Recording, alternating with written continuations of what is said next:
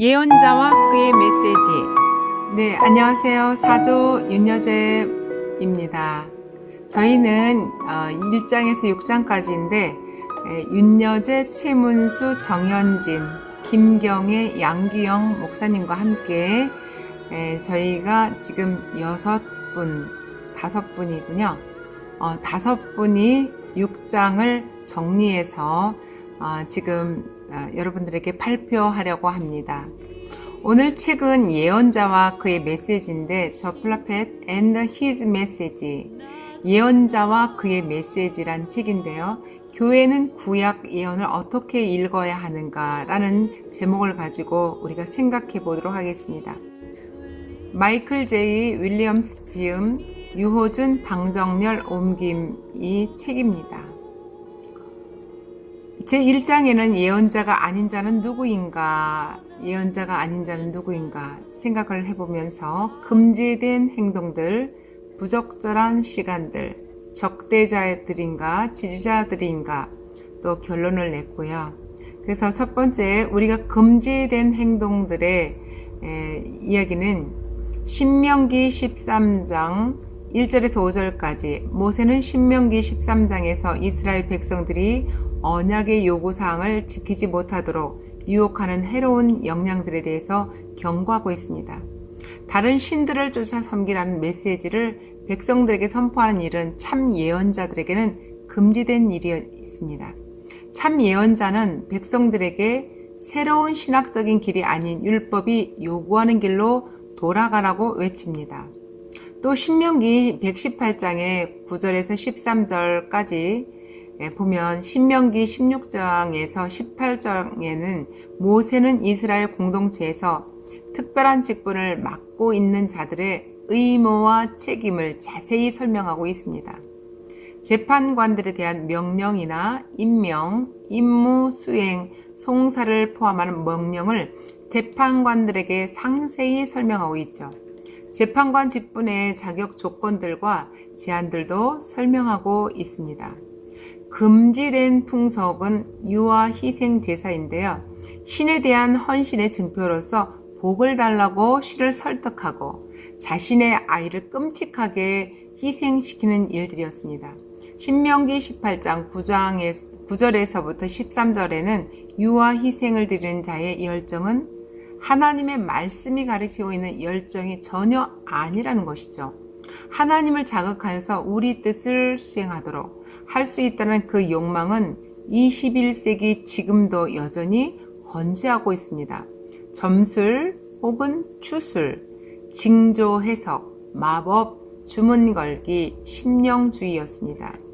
또 이제 부적절한 시각들이 있는데요. 메신저들, 많은 학자들이 예언자의 본질적인 기능은 하나님의 메시지를 전달하는 것이라고 결론을 내렸습니다. 알렉산더 로페는 예언자가 메시지를 도입할 때 사용되는 표현, 즉 주께서 말씀하시기를, 이 예언자 임무에 대해서 이와 같이 입장을 지지한다고 주장했습니다. 왕이신 하나님의 메신저들 모두 그들 주인의 메시지를 1인칭으로 전달하고 있는 것에 주목해야 합니다. 제사장들에게도 하나님의 메시지를 전달하는 임무가 맡겨졌습니다. 하나님의 자신에게서 나온 권위를 가지고 있었습니다. 오늘날 성경 예언자들에게 해당되는 자들과 교회 내의 다른 직분자들의 관계를 어떻게 평가할 것인가? 라는 질문에 영향을 많이 미칠 것입니다. 그 관계는 적대적인가 아니면 협력하는 관계인가? 우리 개별적으로 고찰해 보도록 하겠습니다. 또 제목에 적대자들인가 아니면 지지자들인가, 이 결론을 내리기에 앞서서 우리는 다시 한번 몇 가지 중요한 세부사항을 고찰해야 합니다. 첫 번째는 제사장과 예언자가 함께 언급되는 많은 본문에서 우리는 참 예언자와 거짓 예언자를 구별해야 합니다. 두 번째는 제사장들과 달리 예언자들은 그들의 직분을 세습하지 않았기 때문에 성소에서 제2의 직분자로서 일하지는 않았을 것입니다. 세 번째, 하나님은 제사장 가문 출신을 예언자로 부르신 경우도 있었습니다. 결론적으로 제사장들과 관련해서 예언자들의 역할을 고찰할 때 이 두 양극단의 입장을 피하는 것이 최선일 것 같습니다. 결론입니다. 요약을 해봅니다. 참 예언자는 백성들을 하나님께서 멀어지지 않도록 인도하지 않는다. 참 예언자는 오로지 기적과 이적을 수행하는 능력에 의해서만 확인되지 않는다. 참 예언자는 백성들 사건들 혹은 하나님을 자신의 목적을 위해서 조작하려 들지 않는다. 참 예언자는 하나님 주의를 맴돌면서 자신의 임무를 수행하지 않는다. 참 예언자는 메신저 이상이다. 참 예언자는 기본적으로 제사장과 왕에 대한 자신의 관계적 성향으로 특징 지어지지 않는다. 또 참 예언자는 중재자 이상이다. 참 예언자는 사회개혁가 이상이다. 참 예언자는 마지막 기본적으로 황홀경으로만 특정되지 않는다. 자, 1장은 이제 모두 마쳤습니다. 2장, 예언자는 누구인가? 첫 번째 용어가 나왔고요. 두 번째, 예언자의 소명. 세 번째, 성경의 가이드라인. 네 번째, 결론입니다. 자, 첫 번째 용어 설명이 있겠습니다. 예언자는 누구인가에 대한 논의를 예언자는 무엇을 하는가라는 차원으로 생각하려는 경향이 좀 있습니다. 예언자의 직무, 결국은 직무라는 것은 예언자는 누구인가라고 말할 수 있죠. 배후에 있는 근본적인 개념은 예언자가 수행하는 독특한 모든 행위, 예언자는 무엇을 하는가에서 잘 드러나고 있습니다. 우리가 예언자 직무의 본질을 이해할 때 비로소 그 직무가 구체적으로 어떻게 나타나는지를 이해할 수 있습니다. 예언자는 하나님의 부르심을 받고 그 말씀을 다른 사람에게 전하는 자로서 영감을 받은 대변자입니다. 예언자의 어원인 그리스도어는 예언자의 정체성을 암시하는 말로 다른 일을 위하여 말하는 자란 뜻이 됩니다. 다른 사람을 위하여 말하는 자, 이게 바로 예언자의 정체성을 암시하는 말입니다. 세 번째, 예언자의 소명. 예언자들의 임무에 대해서 우리가 궁극적으로 이해할 수 있는 것이 무엇이든 간에 적어도 그들이 임무를 수행하기 위해서 부름을 받았다는 사실은 부인할 수 없습니다. 첫 번째, 하나님과의 대면. 두 번째, 서론적 말씀. 세 번째, 위임. 네 번째, 예언자의 거절. 다섯 번째, 하나님의 안도시키심. 여섯 번째, 하나님의 의도를 보여주는 징표. 이 순서지요.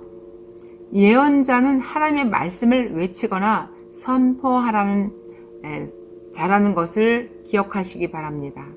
예언자는 하나님의 말씀을 외치고 또 선포하는 자, 바로 이런 자입니다. 성경의 가이드라인, 원칙들은 예언자직에 대한 종합적인 그림을 그리기 전에 이해해야 하는 것들입니다. 참 예언자들은 성경은 우리가 예언자 메시지의 적복섭을 가름할 수 있는 몇 가지 방법을 제공하고 있는데요. 화해의 메신저들은 예언자들에게는 자신의 청중들이 듣고 싶은 것만을 그저 환심을 사려고 하는 위험이 늘 존재합니다. 예레미야 28장 8절에서 9절에서 우리는 나쁜 소식을 전하는 예언자보다 평안을 예언하는 예언자를 의심하라는 말씀을 듣게 됩니다. 사회적 비수능자, 사회적 비수능주의자, 참 예언자는 대중 여론의 호흡에 역행합니다.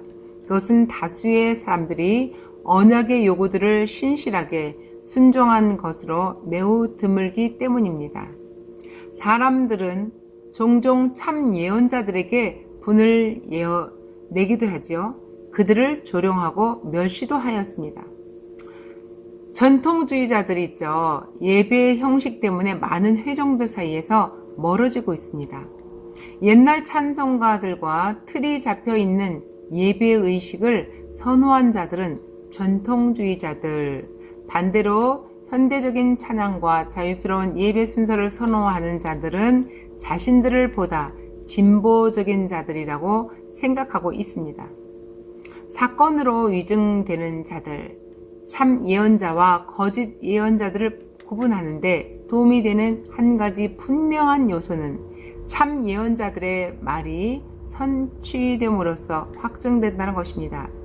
하나님은 이 사실을 에스겔 예언사를 통해서 그 말이 응하리니 응할 때는 그들이 한 예언자가 자기 가운데 있었던 줄을 알리라, 이렇게 말씀하셨습니다. 흠없는 자들 나오십니다. 참 예언자와 거짓 예언자를 구별하는 데 있어서 여전히 중요한 역할을 담당하고 있습니다. 불신자들은 우리가 믿음으로 일관되게 살아가고 있는가를 통해서 진실성 여부를 판단하게 됐죠. 하나님의 말씀을 선포한다고 주장하는 자는 반드시 전달되는 그 메시지와 일치되는 행동을 해야 합니다. 뭘까요? 전달되는 그 메시지와 일치되는 행동을 해야 되는 것이죠. 그래야 흠없는 메신저가 되는 것입니다. 결론입니다. 우리가 살펴본 것 중에 어떤 단편적 시각도 예언자라고 불리는 성경 인물의 복잡한 삶과 사역을 충분히 설명할 수는 없습니다. 즉, 예언자 직무의 다른 여러 차원을 배제하고 한두 가지 차원에만 초점을 맞추게 되면 예언자는 본질적인 인물을 왜곡해서 이해하게 될 것입니다. 그리고 그 왜곡된 이해를 현대에 적용하게 되면 교회에 심각한 피해를 입힐 수 있으며 세상에서 복음 증거 사역할 때 해가 될 수도 있습니다. 예언자들의 특정한 활동들에 대한 연구를 시작할 수 있는 하나의 기본적인 시각을 정립하기 위해서 우리는 2장에서 얻은 결과들과 1장에서 얻은 결과를 결합시켜야 합니다. 그러면 1장과 2장을 다 모두 마치고요.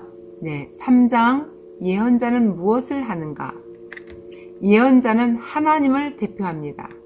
예언자는 공동체를 대표합니다. 또 예언자는 예언자 자신을 대표합니다. 서로 얽혀있는 예언자의 대표성 기능들을 또 봅니다. 자, 이번에는 예언자는 하나님을 대표한다. 그럼 무엇을 어떻게 해야 할까요? 예언자는 하나님을 대표합니다.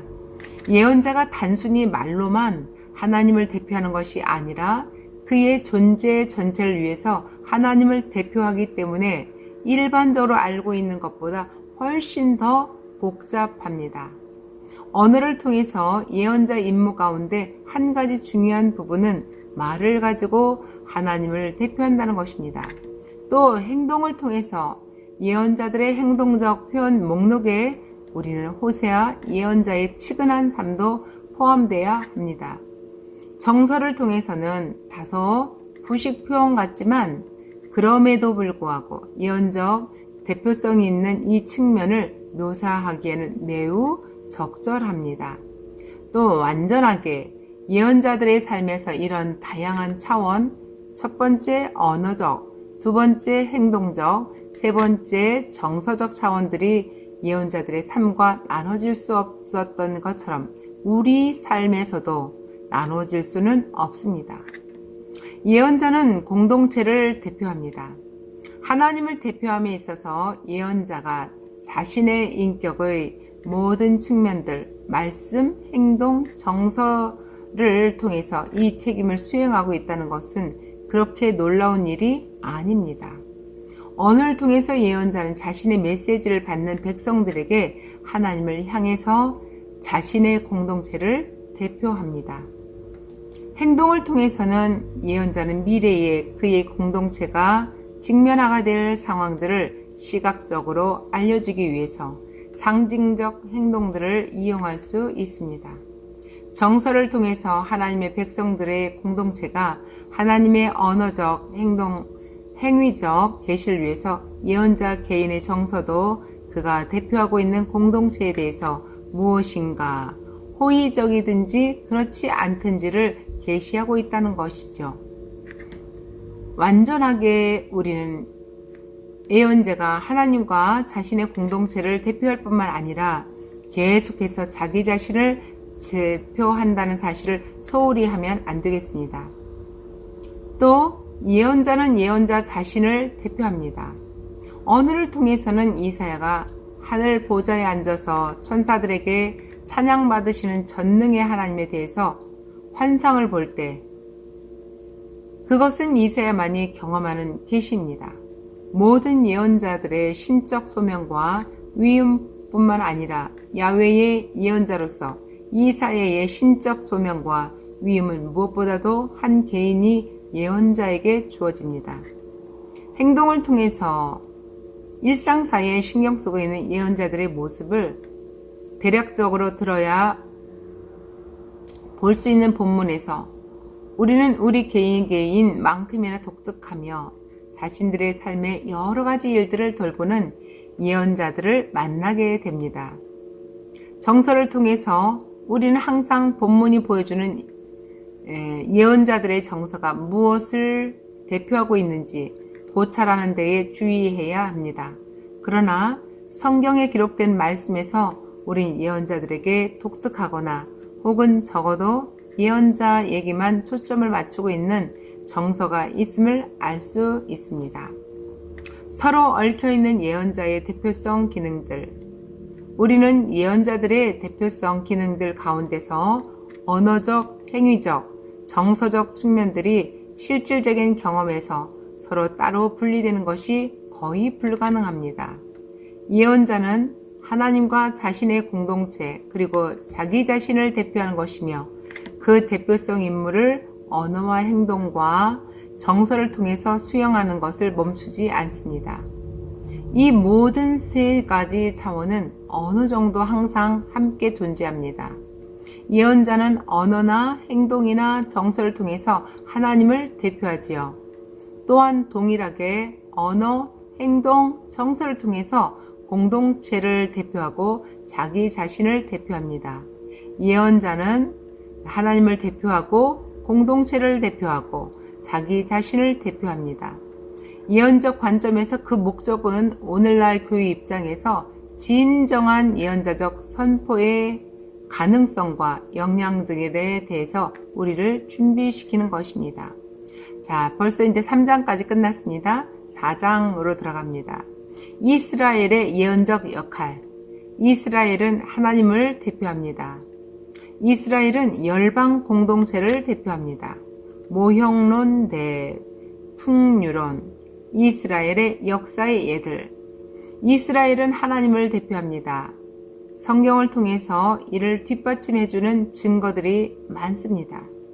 시편 96편의 2장 2절에서 3절 야훼께 노래하여 그 이름을 송축하며 그 구원을 날마다 선포할지어다.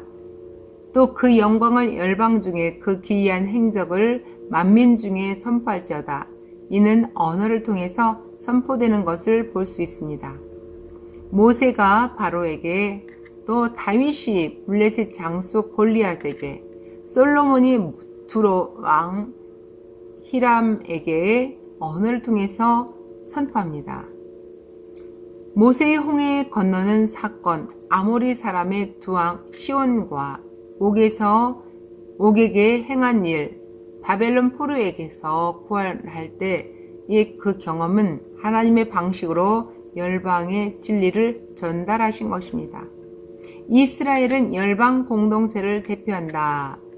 먼저 언어를 통한 것을 보면 이제 그 사람 아브라함의 아내를 돌려보내라. 그는 예언자라. 그가 너를 위하여 기도하리니. 아브라함은 예언자로서 공동체 밖에 있는 자를 위해서 기도하고 있다는 것을 알 수 있습니다. 솔로몬의 성전 봉헌식의 기도에서 땅의 만민이라는 것을 보면 이방인들의 입에서 나온 그 기도 또한 대표한다는 것을 알 수 있습니다. 이사야의 예언에서 이스라엘의 기도 중심지였던 성전을 만민의 기도하는 집으로 표현하는 것은 이스라엘 기도의 대표성 측면을 강조하는 것입니다.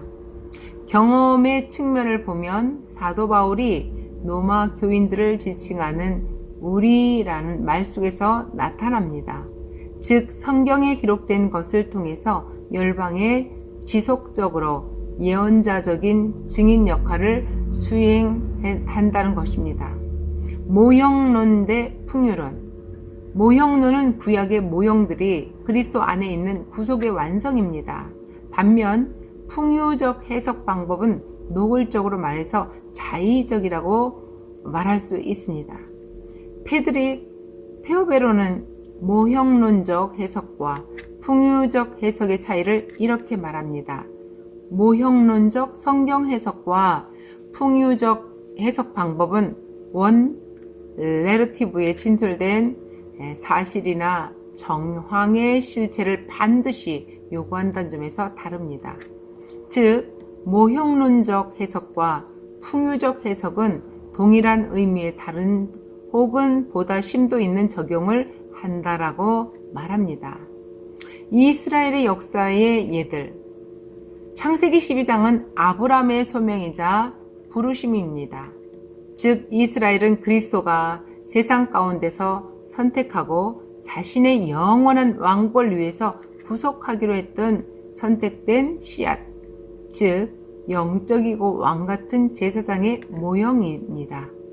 출애굽기 19장 5절 6절은 하나님이 이스라엘을 향해서 너는 열국 중 내 소유 제사장 나라 거룩한 백성이라는 것을 이스라엘 자손에게 고하라고 말합니다.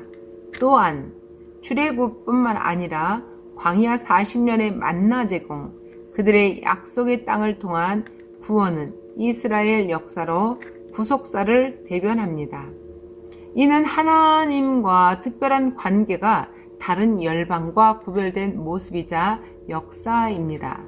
끝으로 바벨론의 포로와 귀향을 통해서 남은 자에 대한 인도하심을 약속한 것을 보면서 우리는 언어적으로 선포되고 행동으로 상현되었던 예언이 끝이 나면서 동시에 구속계획이 예수 그리스도로 성취됩니다.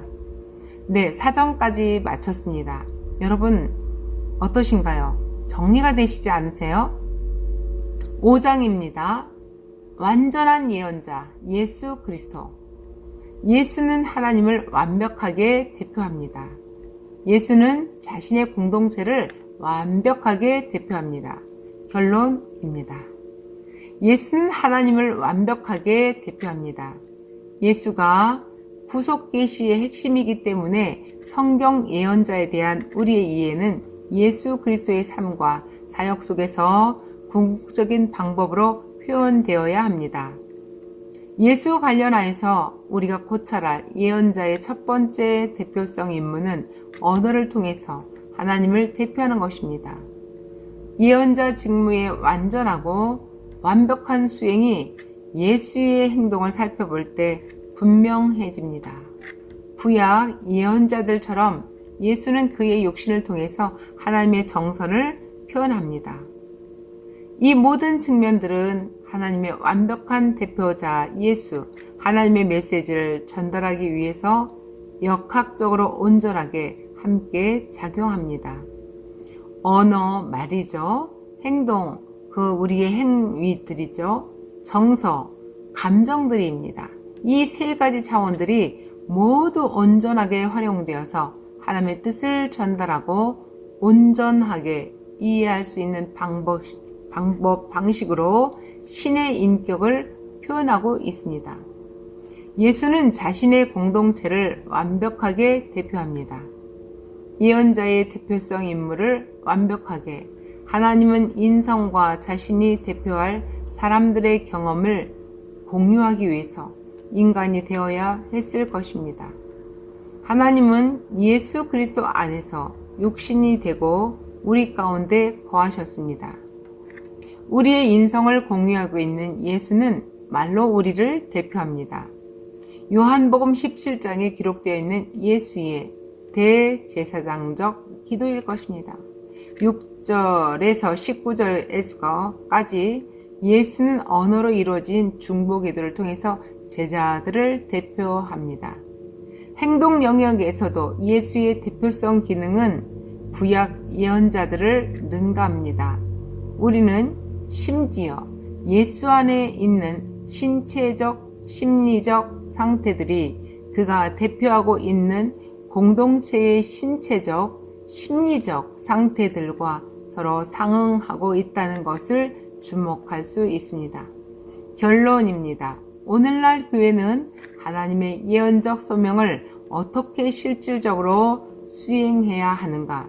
모든 지역 교회 중심에 있어야 할 질문들이고 교회 프로그램과 활동, 예배와 교제, 그리고 복음 전도를 열광시킬 근본적인 질문들입니다.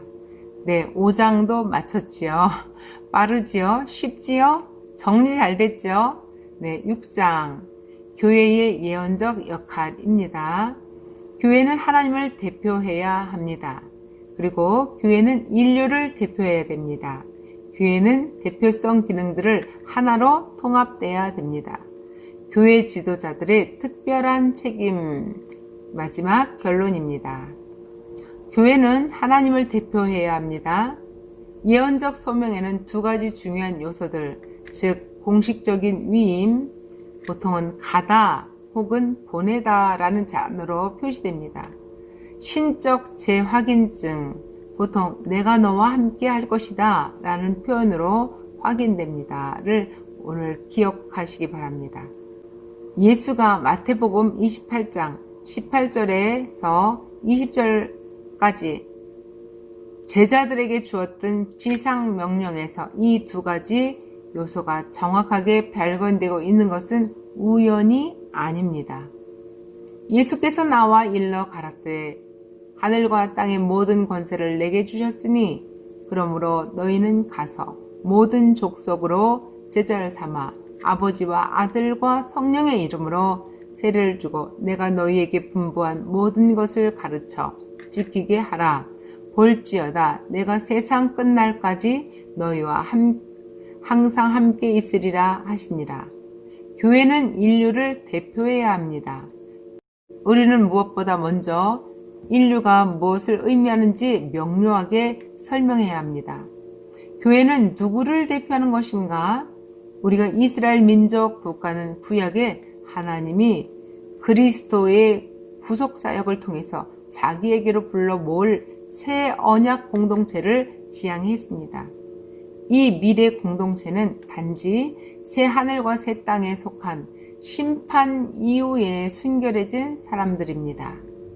오리게는 구약이 신약의 그림자인 것과 같이 신약은 도래할 왕국의 그림자라고 이해했습니다.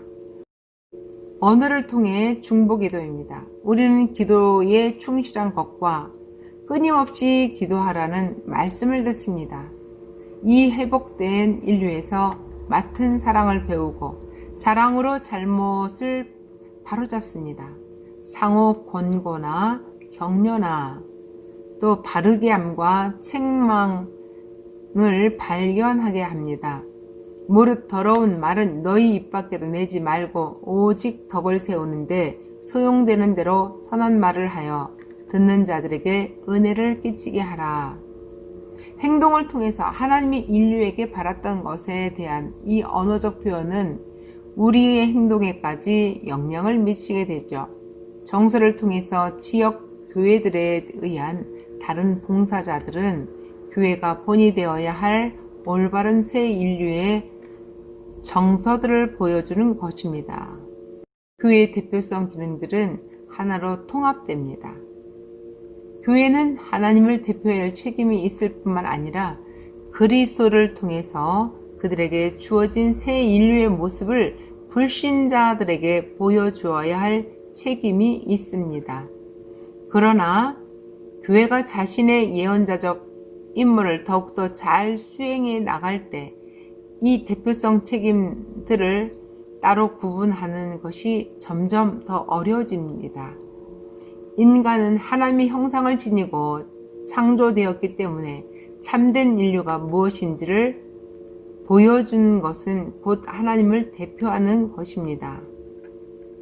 신자들이 참된 인류와 하나님을 동시에 분명하게 보여줄 수 있는 중요한 방식들 가운데 하나는 그들의 하나됨을 드러내는 일입니다. 신자들의 하나됨은 하나님의 하나됨과 인류를 위해서 계획된 하나됨을 분명하게 보여줍니다. 교회는 언어와 행동과 정서를 통해서 하나님이 어떤 분이며 인류가 무엇이 될 수 있는가를 알게 합니다. 교회 지도자들의 특별한 책임, 교회 각 지체들에게 본장에서 묘사되고 있는 예언적 기능을 수행해야 할 책임이 있다는 것은 사실이지만 이것이 어떻게 이루어지는가를 보여주는 일은 교회 지도자들에게 맡겨집니다. 교회의 지도자들은 그리스도와 회복된 인류를 본받는데 솔선수범해야 되겠습니다. 즉, 그들은 본받는 일에 모범이 되어야 할 것입니다. 그래서 바울은 내가 그리스도를 본받는 자 된 것 같이 너희는 나를 본받는 자 되라. 또 너희는 내게 배우고 받고 듣고 본바를 행하라. 그리하면 평강의 하나님이 너희와 함께 계시리라고 말하고 있습니다. 바울은 디모데에게 비슷한 종류의 본받을 만한 지도자가 될 것을 명령하고 있습니다. 결론입니다. 우리는 교회의 영적 DNA가 구약의 예언자들과 밀접하게 연결되어 있다는 것을 살펴보았습니다. 구약의 예언자들과 같이 교회는 하나님으로부터 자신의 모든 영역에 헌신을 요구하는 임무를 부여받았습니다. 첫 번째, 우리는 우리의 언어, 행동, 정서 차원이 서로 모순되지 않도록 일직선상에 있어야겠습니다. 둘째입니다. 우리가 예언자들과 같이 하나님을 대표하면서 언어, 행동 혹은 정서 차원 가운데 어느 한 가지만 너무 지나치게 강조하면 하나님과 회복된 인류에 대한 잘못된 그림을 제시하게 되는 것입니다. 우리의 임무는 교회가 예언자와 같이 세 가지 차원으로 언어나 행동이나 정서를 통해서 하나님과 회복된 인류를 확실히 대표할 뿐만 아니라 동시에 이 세 가지가 균등하게 통합되어 있는지를 확실히 아는 것입니다. 이 세 가지가 뭘까요? 언어, 행동, 정서. 이것으로 1장에서부터 6장까지 깨끗하게 잘 마쳤습니다. 여러분 잘 들으셨나요? 정리가 잘 되었나요? 열심히 해주신 저희 함께 하신 우리 목사님들 감사를 드리면서 오늘도 땡큐 감사합니다. 끝났습니다. 네, 고맙습니다. 들어주셔서 고맙습니다. 그리고 우리 이호재 교수님, 원장님 감사합니다. 우리 함께 동참해 주신 사조 우리 목사님들 최문서 목사님 감사합니다. 정현진 목사님 감사합니다. 김경애 목사님 감사합니다. 양규영 목사님 감사합니다. 그리고 저는 조장 윤여재였습니다. 고맙습니다. 그 길을 나도 가오 험한 산도 나는 괜찮소 바다 끝이라도 나는 괜찮소